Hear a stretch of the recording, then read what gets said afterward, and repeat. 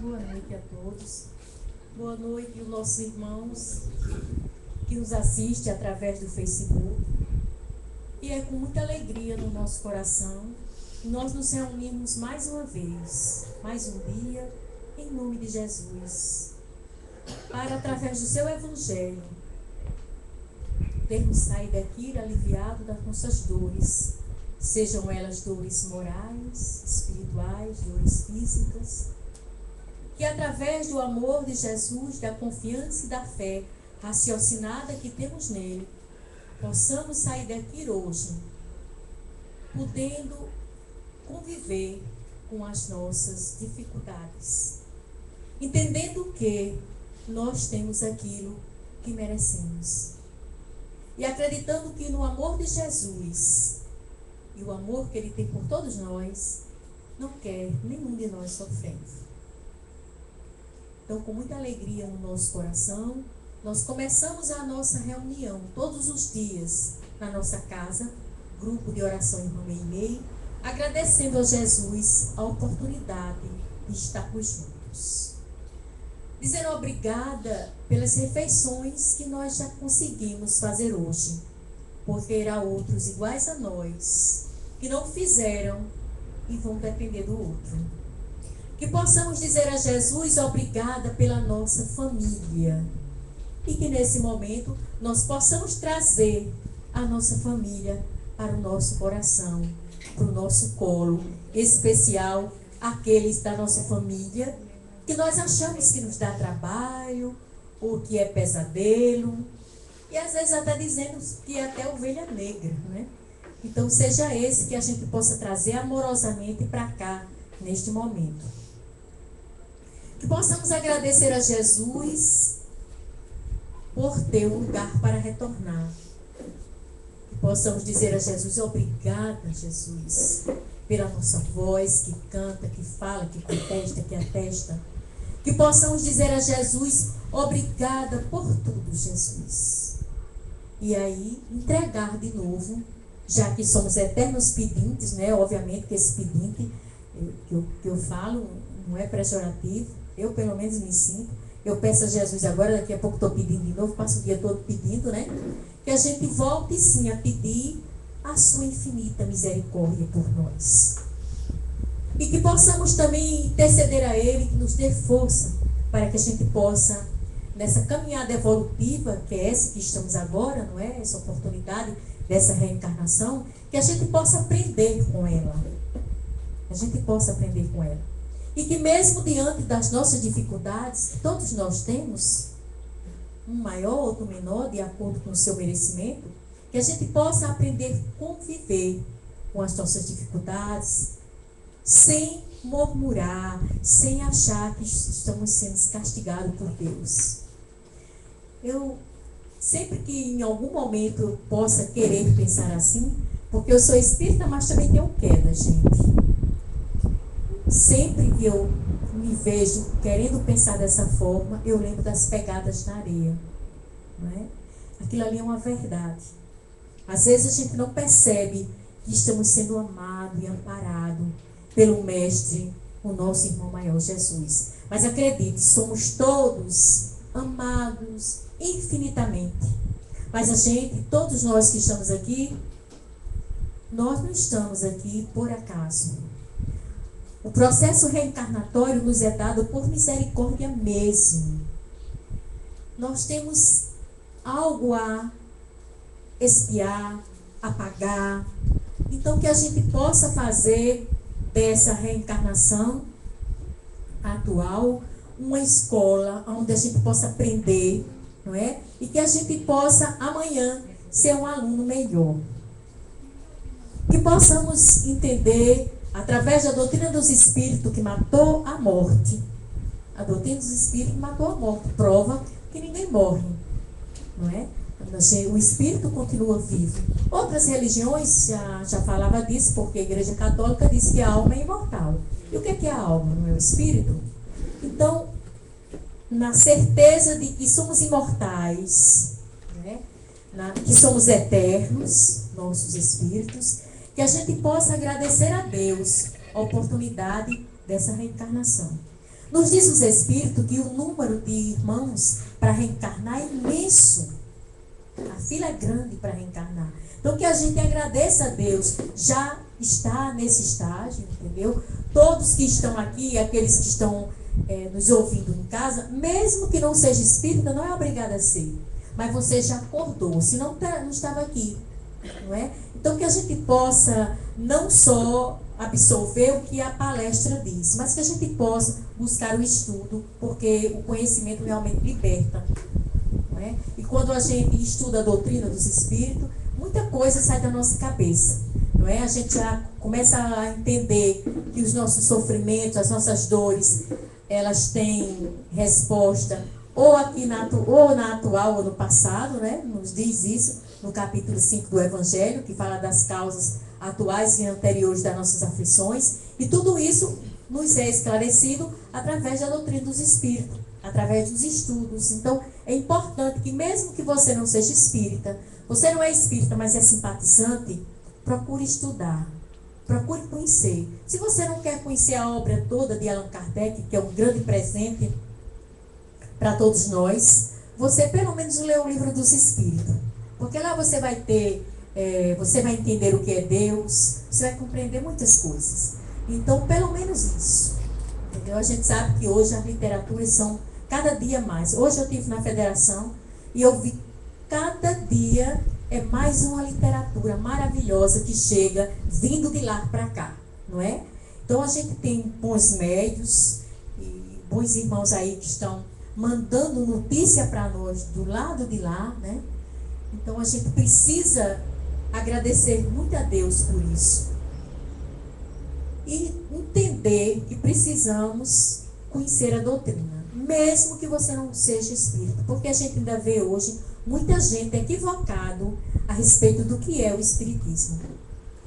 Ainda tem muita gente equivocada sobre isso, não é? Ainda chega gente aqui acreditando naquilo que não sei quem disse, entendeu? Então assim, a gente fica numa situação tão difícil, porque no cuidado daquilo que a doutrina ensina, do respeito à liberdade do outro, não nos cabe apontar erro a nada nem a ninguém.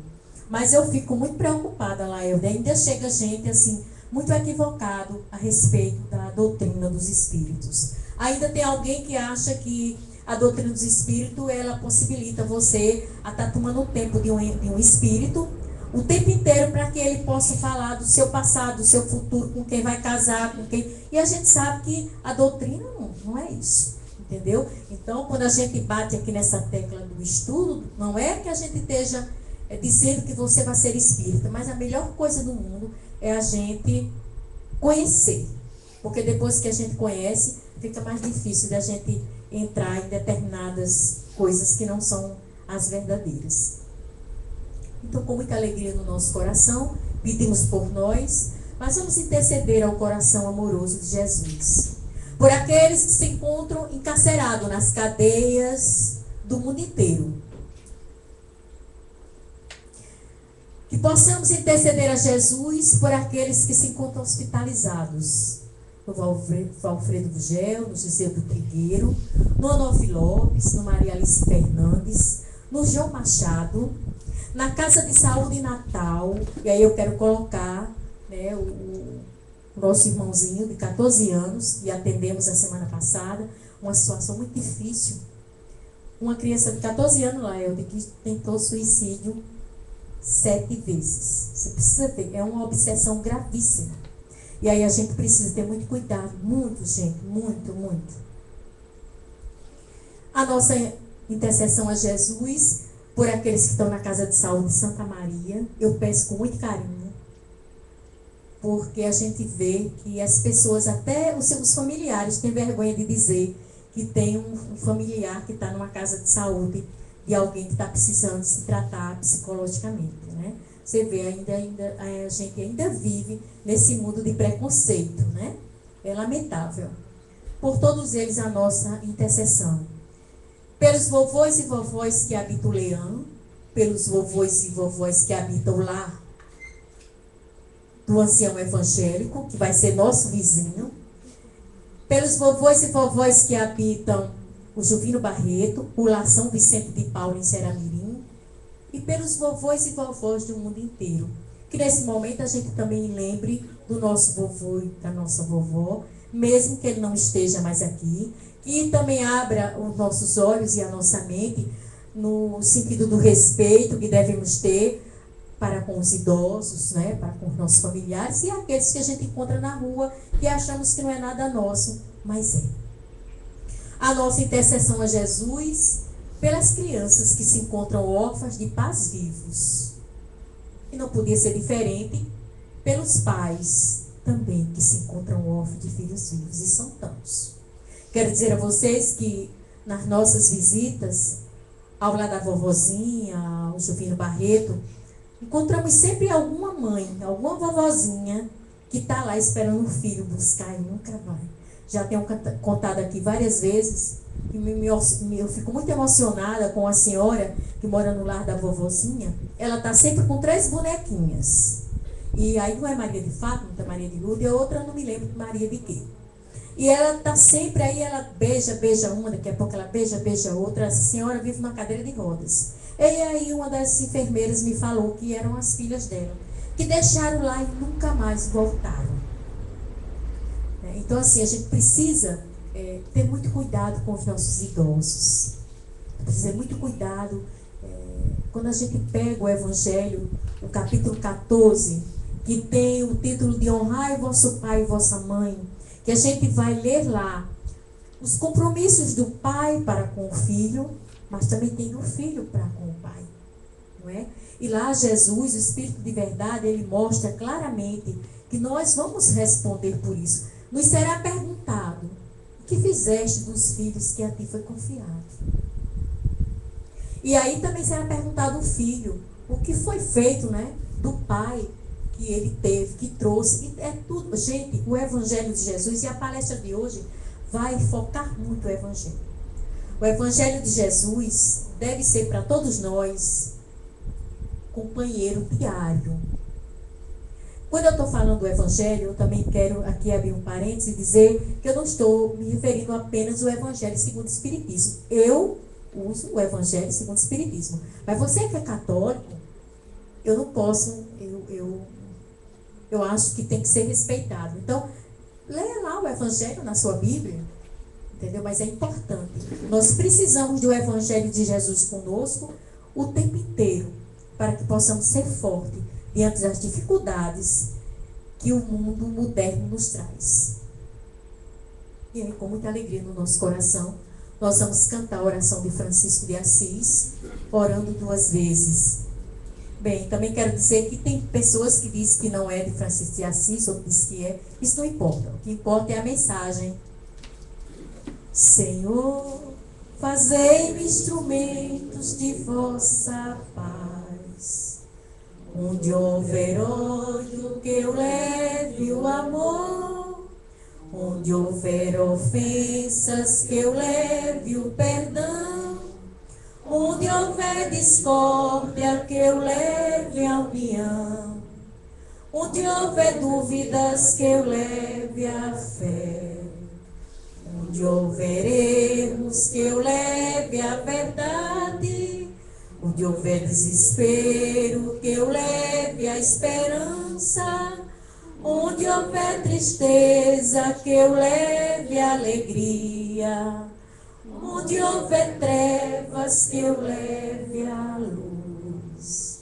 Ó Mestre, fazeis que eu procure mais consolar que ser consolado, compreender que ser compreendido, amar que ser amado, pois é dando que se recebe, é perdoando que se é perdoado, e é morrendo que se vive para a vida eterna.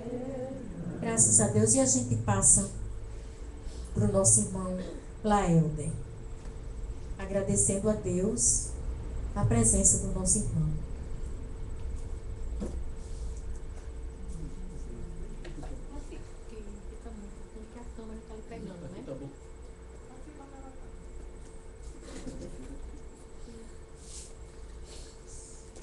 Que Jesus nos abençoe, que Jesus nos dê a sua paz.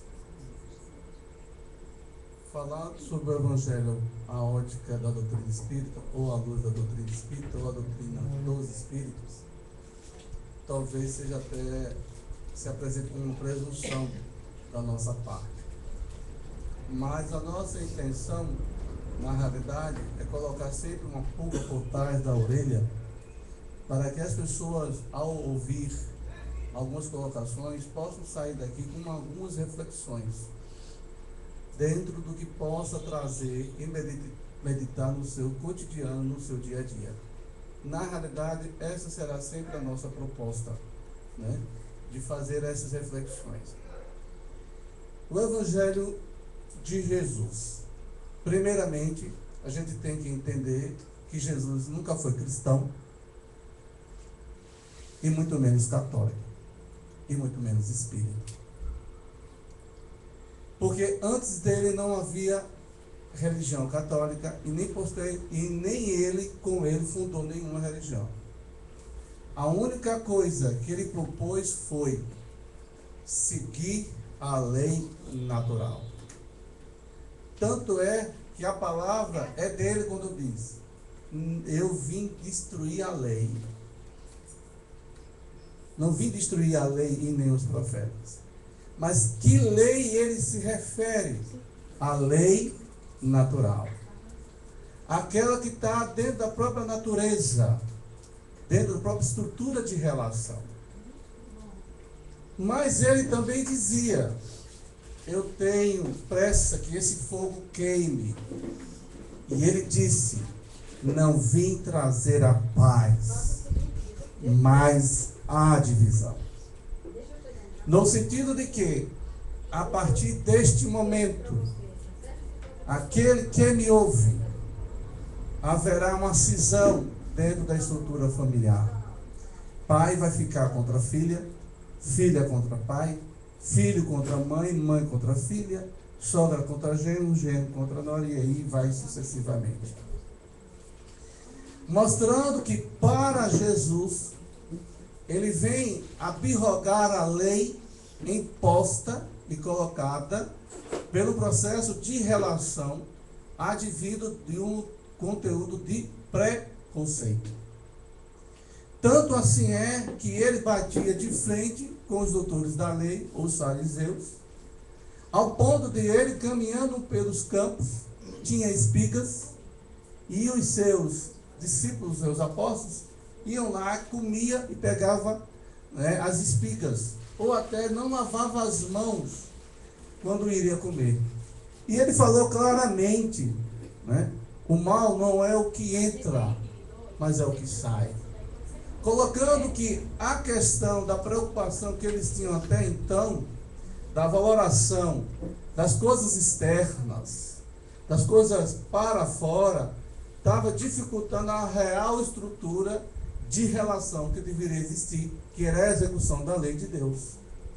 Que ele não abrogou, porque ele colocou claramente, né? Amai a Deus sobre todas as coisas e o próximo como a vós mesmo. Está sintetizada todas as leis e todos os profetas nesses dois mandamentos. Deixando claro assim, que ele vem propor a execução da lei natural e não a lei dos homens, dentro de um padrão, sem violentar, lógico, evidente, nas questões sociais pertinentes àquela época, naquele povo e aquela situação. Como assim? Quando ele cura um leproso, o que é que ele diz? Se apresenta aos doutores da lei, para que tu voltes ao livro da vida e veja o que o Senhor da vida fez. Mas por que ele se propõe isso? Porque quem tinha lepra estava fora do processo da herança, não tinha direito. Então, quando Jesus retoma ou devolve a saúde corporal a um ex-morfético, o que é que ele diz? Ele respeita a lei social, que não fere o conteúdo moral, que é natural. E ele pede para que a pessoa se apresente aos doutores da lei, para que os doutores da lei reponham a ele como direito a herança que couber a ele quando houver a partilha. Dentro desse aspecto, Jesus põe claramente a sua posição.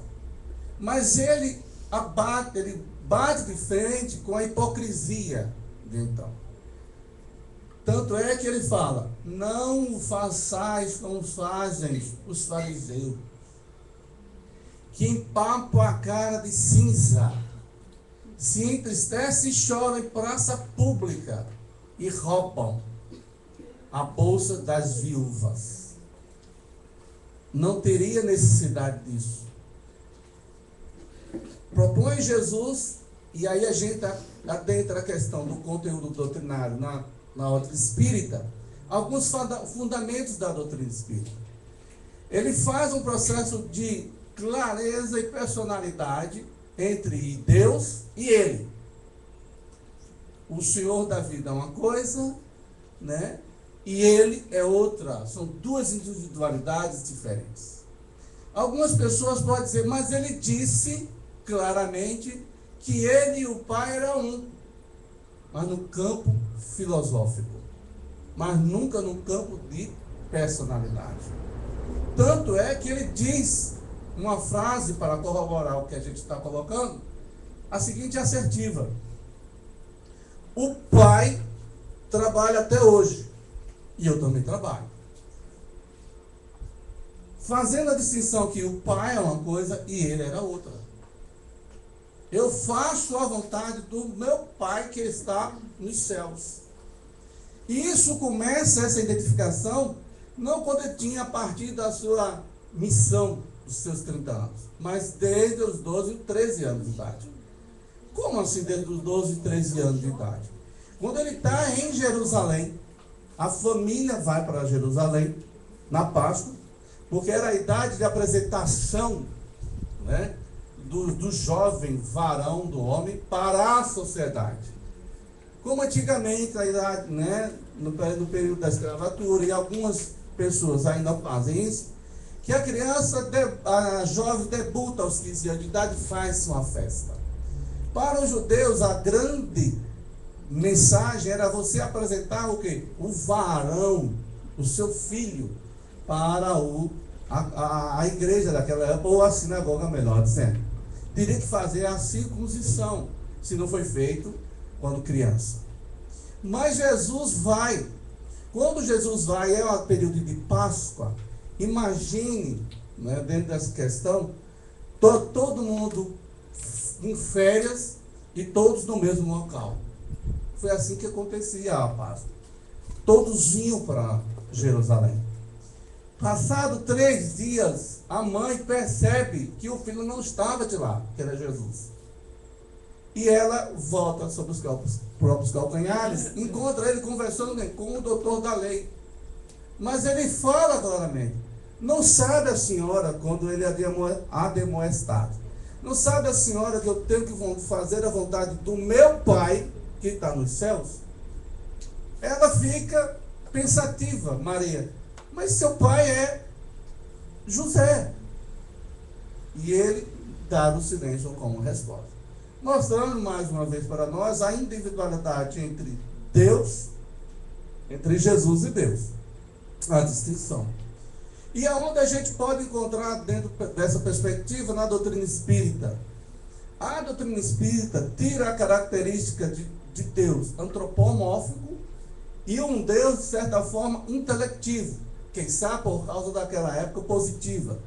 E a gente vai beber isso na primeira pergunta do Livro dos Espíritos.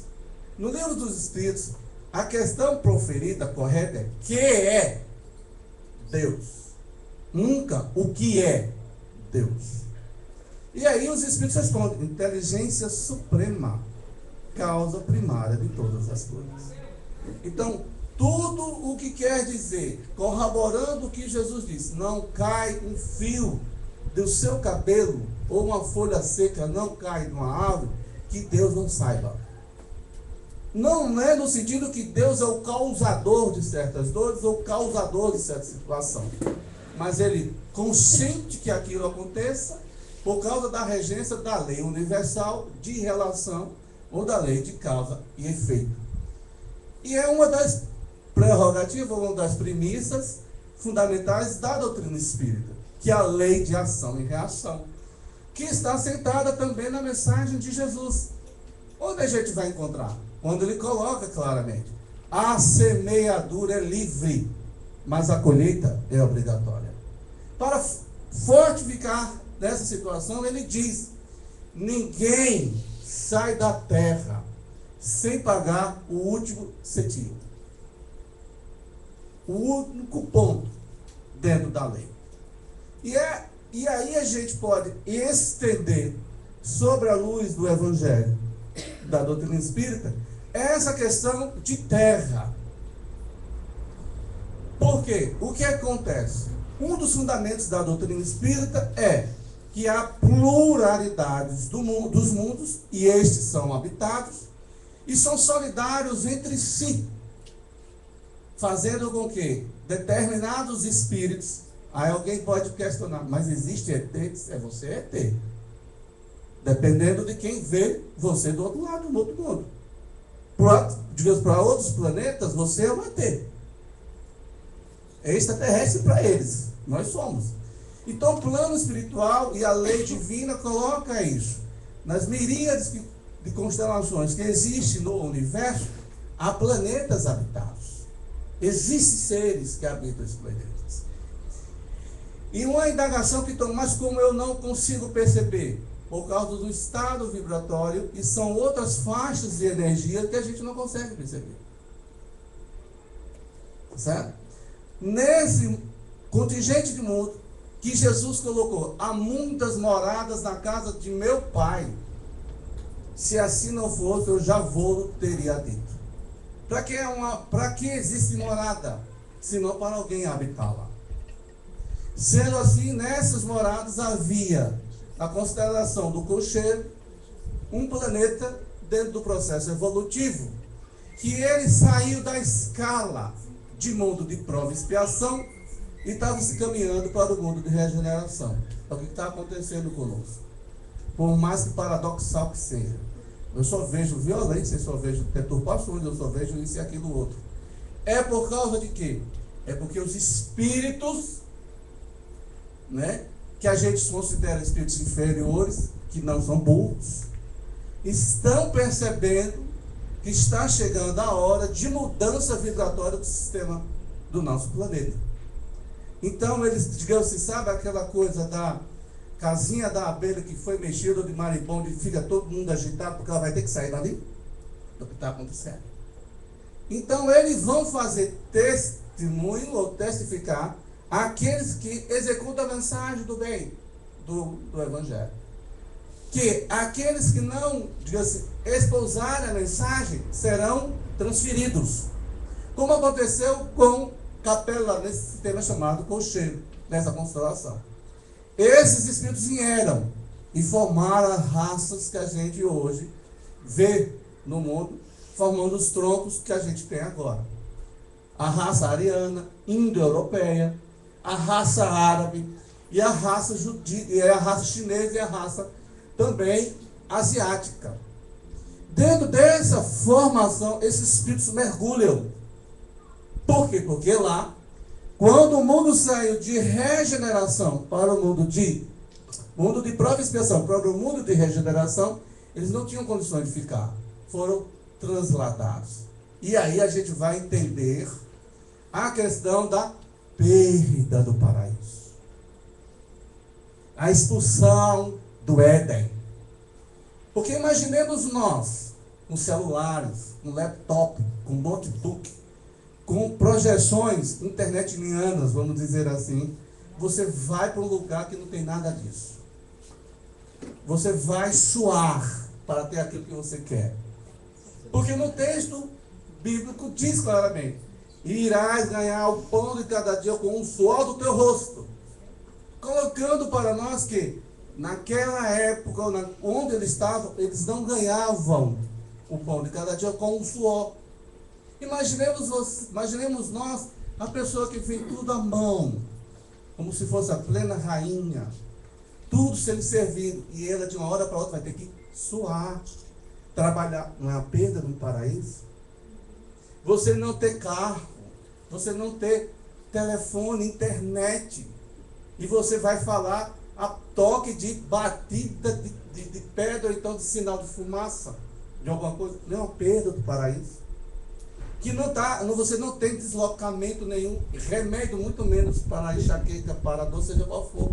Você vai trabalhar no mato para poder entender qual é o remédio daquela planta que funciona para aquele tipo de doença. Não é uma perda do paraíso? Foi assim que aconteceu. Eles perderam o suposto paraíso. E diz Emmanuel no livro A Caminho da Luz, invadiu esses espíritos, no corações desses espíritos, uma saudade eterna. É por isso que as grandes civilizações do passado olham o céu, a constelação de Órion e as outras constelações, por causa de quê? Do inconsciente profundo, sabiam de onde vieram, por que vieram. E aí está lá, tem Caim e Abel, Adão e Eva. Começa a suplantação do mal em cima do bem. Caim suprime a presença do bem. Através de quê? Da violência. E nessa terceira oportunidade surge quem? Sete. E está lá no texto evangélico. E aí os homens voltaram a louvar o Senhor. Era o quê? Outra leva de espíritos compromissados perante a lei divina, que é eterna e está executada em qualquer parte aonde você estiver. E isso nos reporta uma questão do livro dos Espíritos. Aonde está inserida a lei de Deus? Na consciência do homem. Então, cai por terra com essa propositura, com essa afirmação, que você, eu nasci na nova estrela, eu nasci na família errada, no país errado, não nasceu nada errado, está tudo direitinho. O problema é que você não deseja florescer aonde você foi plantado. Porque se você for sair daqui de Natal e ir para Cochichina, a lei vai ser executada, porque ela está dentro de você. Sabe aquela história da fatalidade da morte? Que o cara sabia que a morte ia pegar ele de qualquer jeito, ele era cabeludo. Aí o cara se envolve numa rua, numa multidão, e corta o cabelo e fica careca. E num dia aprazado e na hora, a morte invade a multidão, olha só, encontra aquele careca. Só tem aquele careca, vou pegar ele. Assim é a lei. Da onde você estiver e com quem você estiver, ela será executada. Nisso, os degradados de Capela recebem essa informação, tem essa certeza, mas com a esperança de retorno. E é o mundo de prova e expiação que eles saíram, que caminhou para o mundo de regeneração. E aí, vamos interpretar o que é que Jesus quis dizer. Ninguém sai da terra sem pagar o último centil. No Evangelho segundo o Espiritismo, intitulado As Muitas Moradas na Casa do Meu Pai, no tópico especificamente pluralidade dos mundos habitados, os Espíritos dizem claramente: há na eternidade uma escala infinita de mundo de provas e expiações. É o mundo de vocês, uma atmosfera que o cerca, é uma pequena réstia desse mundo de provas e expiações que existe na eternidade. Então a gente começa a fazer uma reflexão. Então, ninguém sai da terra sem pagar o último centil. Jesus não estava se reportando a quê? A geodésica que está no sistema solar e que é o terceiro planeta, não. Ele estava se reportando a quê? A qualquer mundo de prova e expiação que eu ou você estejamos encarnados e que não estamos quitados perante essa escala evolutiva, a gente vai reparar. Então, como aconteceu com os degradados de Capela, que reencarnaram aqui na Terra, num período propício à sua capacidade evolutiva, no mundo de prova e expiação, como é o nosso, eles também, alguns deles, vão sofrer o segundo degredo. O segundo exílio. Você sabe o que é sentir uma saudade eterna de alguém? É o que vai acontecer. Por quê? Porque não aproveitaram as lições tomadas dentro do processo reencarnacionista. Um dos fundamentos da doutrina espírita e uma das propostas de Jesus. Quando diz, é necessário que nasças de novo. Nicodemo se inquieta. Mas como é que eu, sendo velho, posso voltar para o ventre da minha mãe? E isso foi um colóquio neutro. Porque ele era doutor da lei e Jesus era respeitado como mestre. Diga-se de passagem. E foi o único título que Jesus aceitou. Porque quando ele foi chamado bom mestre, ele disse, bom não. Mas ele aceitou a assertiva de mestre. Porque mestre eu sou.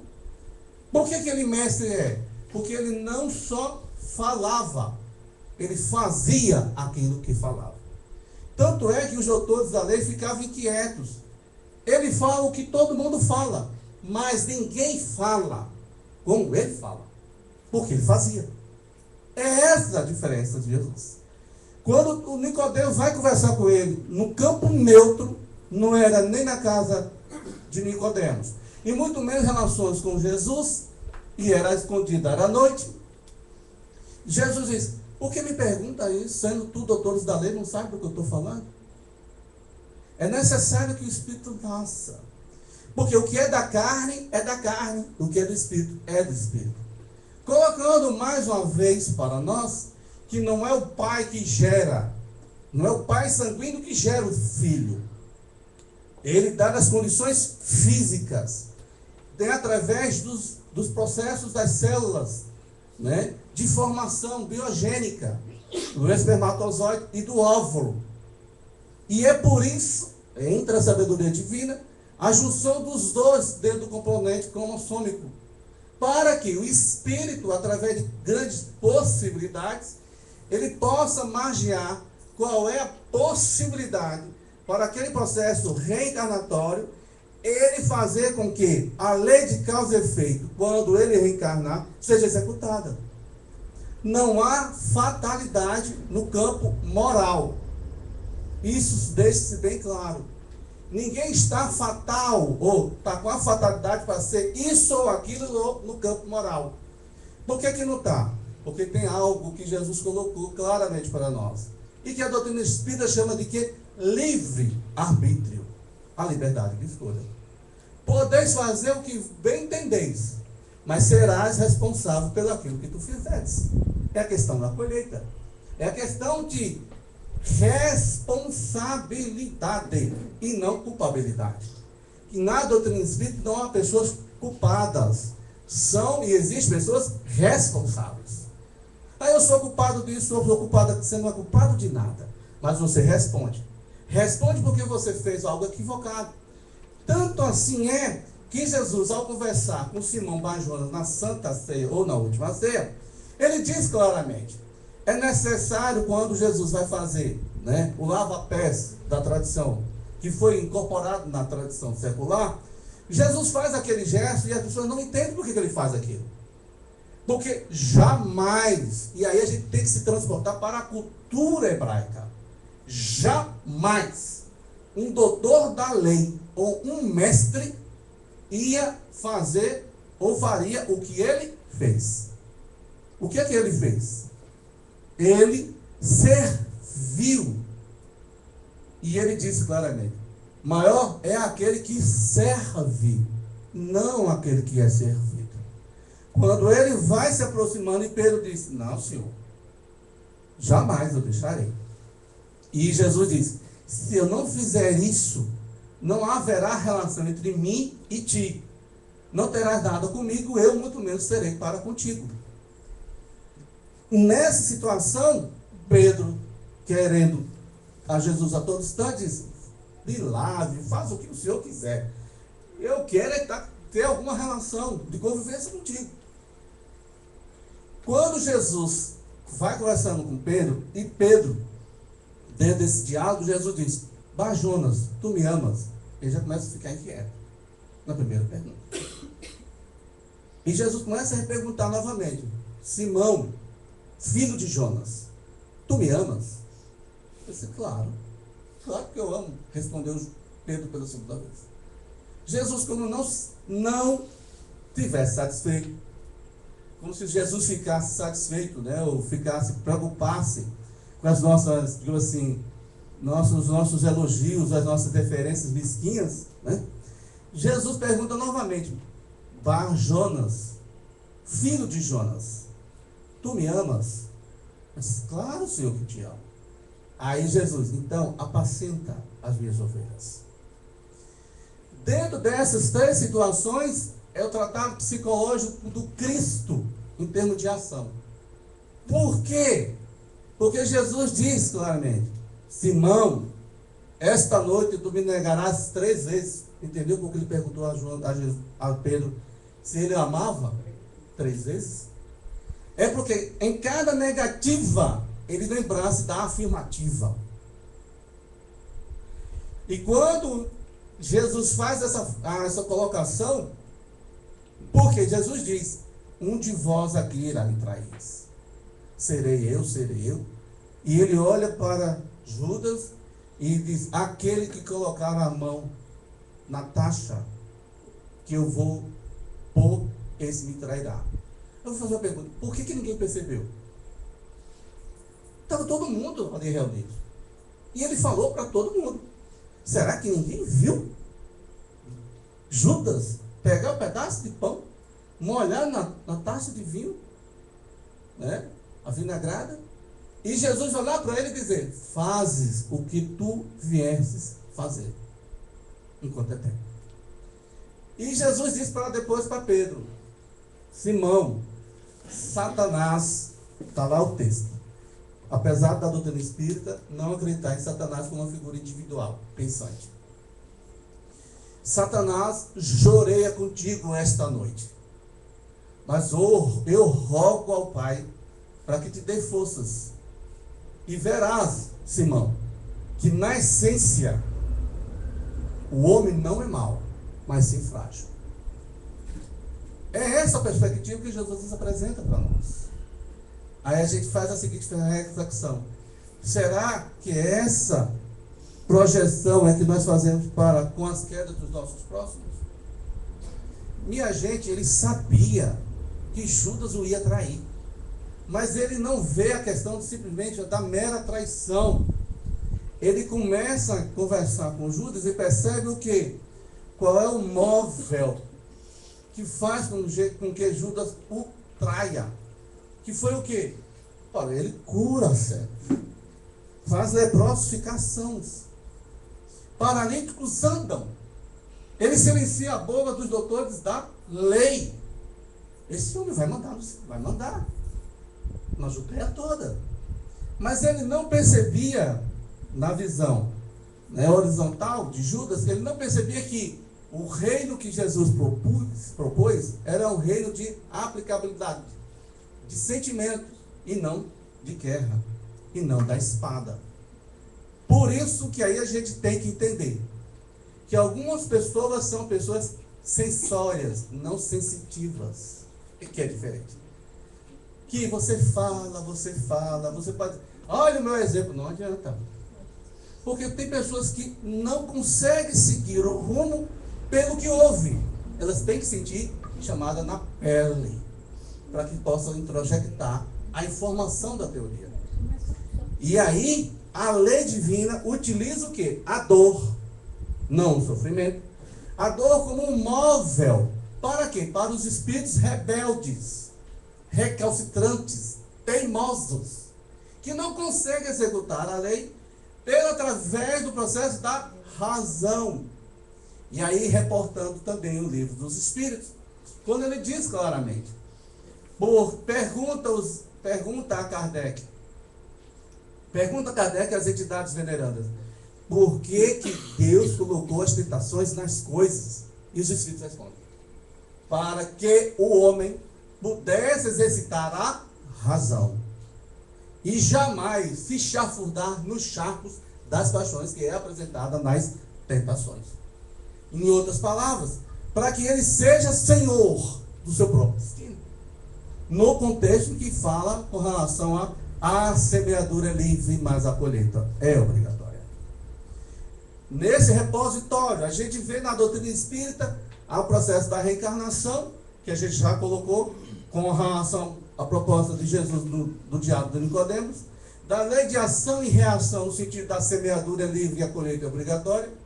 E ele faz uma proposta da vontade, no sentido de que põe o seu livre-arbítrio no exercício da sua razão, da sua vontade. E aí você tem tudo. Por que ele diz isso? Claramente. Ele diz claramente. E aí ele diz o seguinte: quem vai qualificar aquilo que você quer é você. A lei, ela permeia o derredor de todos nós as coisas dentro de uma neutralidade. A cadeira a qual a gente está sentado, ou o piso onde a gente está em pé, ele não é ruim nem é bom por si. Quem vai qualificar a utilidade? Sou eu. Eu posso pegar a cadeira e dar uma pancada em alguém.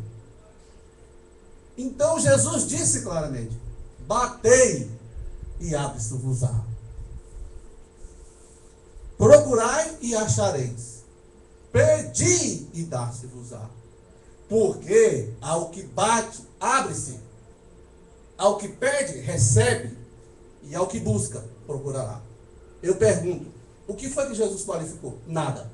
E quem vai qualificar? Sou eu. Cuidado com o que você pede, você vai receber. Cuidado aonde você bate, você vai achar.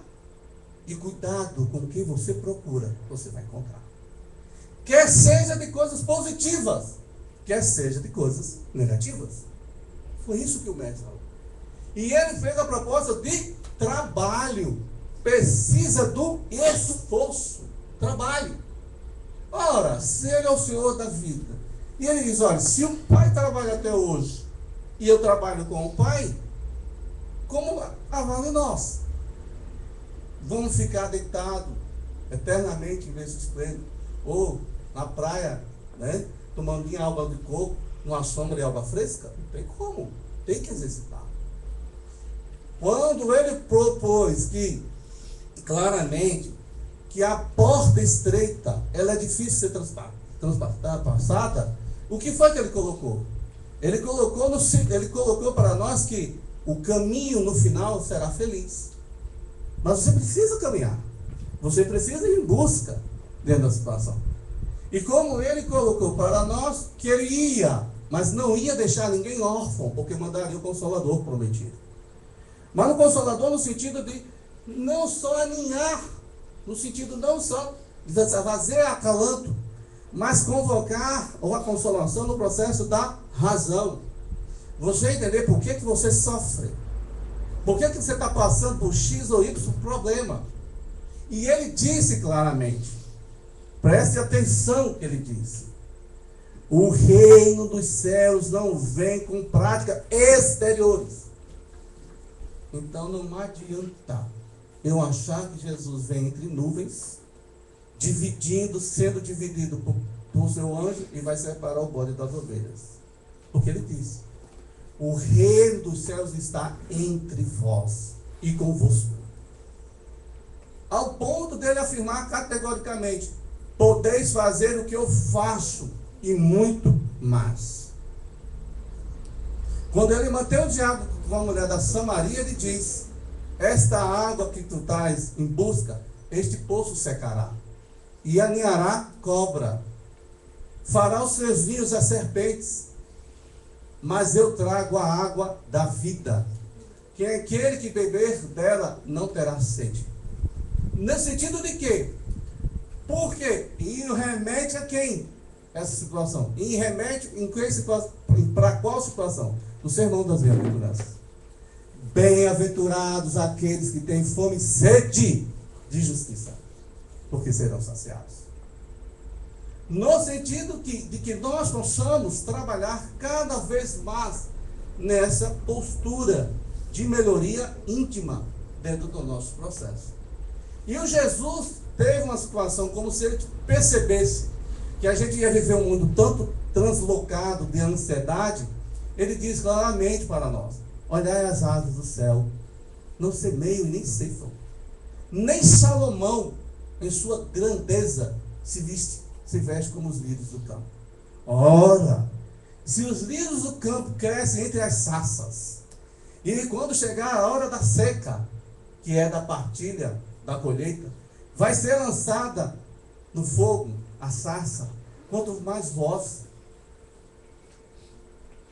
E ele fala claramente que a gente tem a confiança na providência divina, quando ele mostra para nós a nossa condição de espíritos compromissados perante a lei, sabendo que nós não somos boas peças, vamos dizer assim.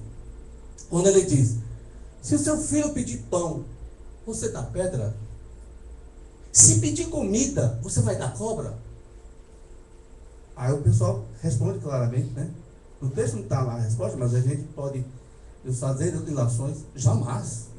Aí ele entra com a informação: se vós, sede maus como são, sabeis dar as coisas aos vossos filhos, quanto mais vós, quanto mais Deus para convosco. É a questão da confiança na providência de Deus. Dizer: Senhor, que queres que eu faça, na linguagem paulina? E abdicar-se de qualquer condicionamento psicológico e ir adiante. A doutrina espírita chega, e dentro do livro Obras Póstumas, para a gente ter um apanhado histórico deste livro, do Evangelho segundo o Espiritismo, Kardec publica o Livro dos Espíritos, sob a orientação do plano espiritual. Mas ele já estava ensaiando esse Evangelho segundo o Espiritismo, que o termo era imitação do Evangelho. E quando ele estava fazendo alguns rascunhos, alguns textos do Evangelho, ele ouve uma pancada no solar do apartamento dele, que o pessoal chama de casa. E nisso ele vai interpolar, na reunião posterior, o espírito. Olha, eu estava fazendo algumas anotações para o futuro livro, e eu vi algumas pancadas. Do que se trata? Aí é o espírito que estava lhe orientando de um erro que você estava fazendo. Mas quem é? É o seu espírito guia, seu denominado de Zéfiro. E eu podia falar com ele e ele orienta: você estava cometendo um erro. Aí a gente pode pensar: Kardec, espírito superior, o plano espiritual vai dar aguinha na boca, né? Aí o Kardec pergunta: sim, mas onde é que está o erro? E os espíritos: vá na linha primeira, linha 33 do capítulo tal, você vai encontrar o erro. Pergunta se eles disseram qual era o erro e onde estava o erro. Não. Porque o que compete a você fazer, a você tem que ser feito. Por você tem que ser feito. A nós outros é orientar. Por quê? Porque eles respeitam e eles consideram sagrado o livre-arbítrio. Ao ponto que esse livre-arbítrio não vem interferir no contexto geral. Tanto assim é que quando ele publica o Livro dos Espíritos, o que é que ele tem em mente? E ele no diálogo diz: gostaríamos de publicar, depois do Livro dos Espíritos, essa obra, Imitação do Evangelho. Aí os Espíritos: negativo. Não, porque o alicerce edificado secularmente ainda está com bases sólidas. Apresente a proposta científica, filosófica, sobre o Livro dos Espíritos, e a proposta científica sobre as questões mediúnicas. Depois, a gente apresenta o Evangelho segundo o Espiritismo. Então, foi nesse diapação, nesse pequeno repositório, que nós colocamos para cada um de nós a reflexão do Evangelho de Jesus sob a ótica da doutrina espírita. Aonde a gente tem que olhar a letra e não ser morto por ela. Porque quem pega na literalidade da lei, a gente se mata. Então, o que eu tenho que fazer? Eu tenho que mergulhar e procurar o sentido espiritual. E para tanto eu preciso o quê? Me espiritualizar. Que é diferente. Não é ser bobo, é como diz Jesus, é procurar o reino dos céus, porque o resto nos será acrescentado. Por que será acrescentado? Porque como você, com o reino dos céus que está dentro de nós, você tem uma percepção maior e melhor daquilo que lhe cerca, lhe envolve a existência. E os Espíritos dizem claramente, a verdadeira vida não é essa corporal. A verdadeira vida é a vida espiritual. De onde nós viemos e para onde nós vamos. Não tem como. Como diz, você pode escapar de saúde, mas de velhice não vai escapar. Não tem como. Você vai desencarnar. Não tem como. Então, eu sempre comento, na oportunidade, eu comento muito com o pessoal lá da minha família. Vamos nos preparar para partir. Aí eu digo, cuidado com os sinais, com as placas de aviso, com as plaquinhas de advertência. Aí a minha sobrinha diz, tio, o senhor só fala desencarne. É a coisa mais certa do mundo. A coisa mais incerta é você saber se você vai acordar amanhã. Porque eu conheço um caso de um rapaz, um senhor, que foi dormir bem, veio do seu culto. No dia seguinte, a mulher, quando acordou, estava com um homem pardo acinzentado dentro da sua cama. Teve uma parada cardiorrespiratória, dormindo, no processo de apneia. E aí? Aí, para completar, está aí o nosso irmão, o seu tio, teve um AVE, acidente vascular encefálico, sem mais nem menos, entre aspas. E aí? Então, o que a gente tem que fazer? E a gente sempre bate numa questão. Você não precisa ter mediunidade para ser um homem de bem ou uma pessoa de bem. Você precisa só executar aquilo que o Evangelho está propondo. E não nos iludemos. Eu estou falando porque a gente já viu e percebe e participa de reunião de desobsessão. Entidades cobrando reino dos céus que não existe. De vida fácil. E se lastima porque teve o tempo perdido, porque não soube aproveitar o tempo valoroso que tinha. Espíritos que se perdem no ódio violento, foca só no ódio, esquece o amor de uma mãe, de um filho, por causa do ódio que tem para com alguém. E aí a gente começa a refletir, eu compreendo que eu posso ser você amanhã, porque eu posso desencarnar. E não adianta estar frequentando o centro espírita se a mudança comportamental não está existindo. Não é a condição de ser bonzinhos. É você ter empreendimento grandioso nas pequenas coisas. Não adianta querer, se eu pudesse tirava um montanha de problemas que existem. Não precisa. Só precisa tirar o grão do conflito que há dentro de você. É isso. E comece. Certa feita, uma jovem disse para nós outros, não quero que me deem rosas. Você já deu rosas para alguém? Você vive dando rosas para alguém? Alguém aqui talvez de coração, eu já vivo dando rosas. E sabe o que foi o que ela me disse? Eu não quero que ninguém me dê rosas. Eu quero que alguém tire os meus espíritos. Você tem tirado espírito de alguém ou tem colocado? Porque a lei diz, aquilo que você fizer é aquilo que você vai colher. Não tem como. E ela não erra. Lembremos sempre disso. Não erra. Não há erro na lei divina. O bichinho foi assim. Estava na hora. E às vezes a gente espírita conhece fulano, beltrano, que está para... Sabe aquela história teimosa? Vai, não vai, vai, não vai. Aí a gente ouve duas pessoas, mas fulano devia ficar. Não, devia ficar não, ele devia ir. Porque é mais um que está se libertando da prisão física. Teve o crédito de ir embora. Meu irmão teve uma filha que desencarnou com 32 anos de idade. E ele é médium. E fica no conflito da dor. E aí Emmanuel diz claramente para nós, nos seus livros, só sabe a dor da perda de um filho quem perdeu. E nessa situação ele faz a reflexão.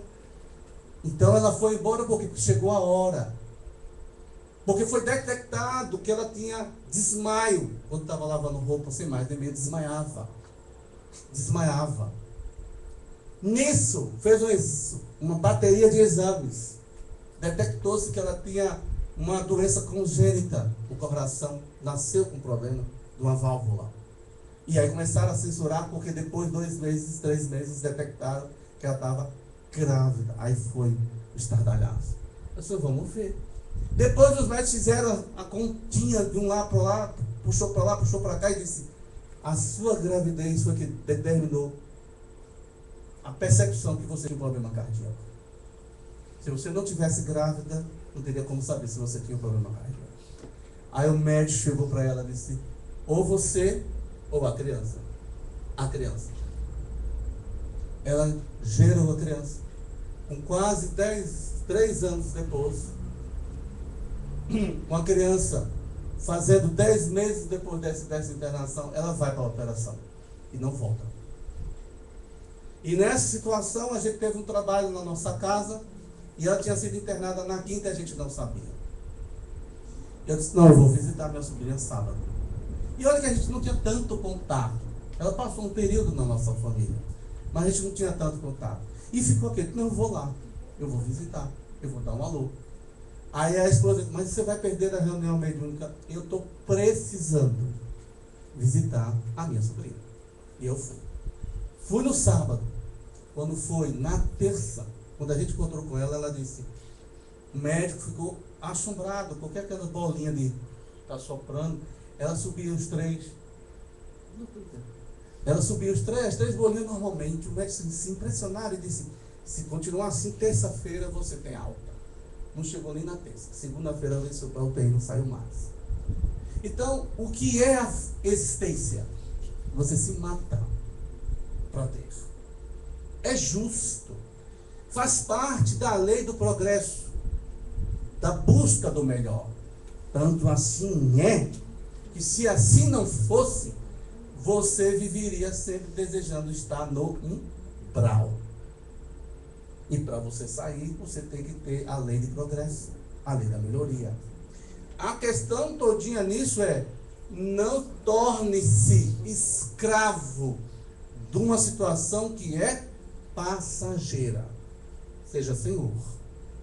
Para encerrar, tinha um monge que disse o seguinte, ele era iluminado, e encontrou em uma pessoa que saiu do seu país rico, queria ir em busca da iluminação também. E ele foi em busca desse homem isolado. E quando ele chega, o homem rico, em busca da iniciação, ele olha para a casebre, paupérrimo. O piso de madeira, não tinha uma cama, era uma esteira. Tinha uma parte para colocar a água e não lavar a mão, só, mais nada. E ele chegou e disse, como é que pode? O que estava em busca da iluminação. Como é que pode? O senhor, dizem que o senhor é a pessoa mais sábia do mundo, que é uma pessoa iluminada, e só tem essas coisinhas, que qualquer pessoa paupérrima teria. Cadê os seus bens? Perguntou o homem. O sábio olhou, sorriu e disse, e cadê os seus bens? Aí o homem, julgando-se inteligente no alto da sua arrogância, disse, eu estou em trânsito. O sábio olhou para ele e disse, eu também estou. Todos nós estamos em trânsito. Que nós possamos compreender essa situação. Estamos só de passagem, meus irmãos. Ninguém aqui está permanente. Lembremos muito bem disso.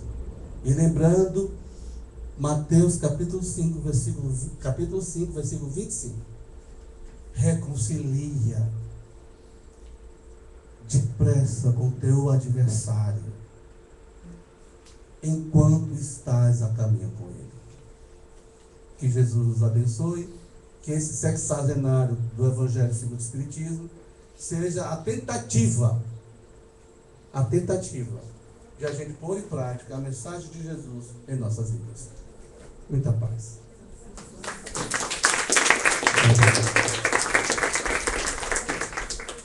Graças a Deus. Alguém tem alguma pergunta para fazer para o nosso irmão Laelder?